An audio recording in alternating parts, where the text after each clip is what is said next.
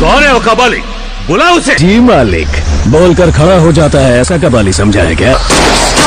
कबाली है ये।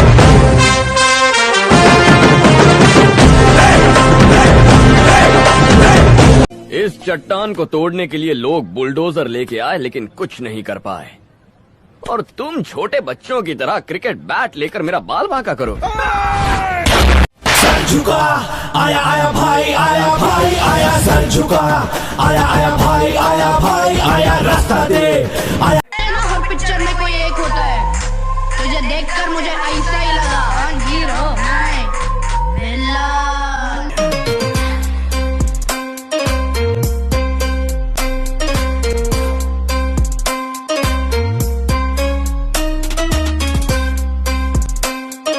बहुत घूर है। तो बहन की शादी कराएगा मुझसे? कल चंगेज को मारने के लिए मेरे से पैसे लेके गया तू, और आज पार्टी बदल के इनके साथ बैठा है। मेरी पार्टी सिर्फ पैसा है।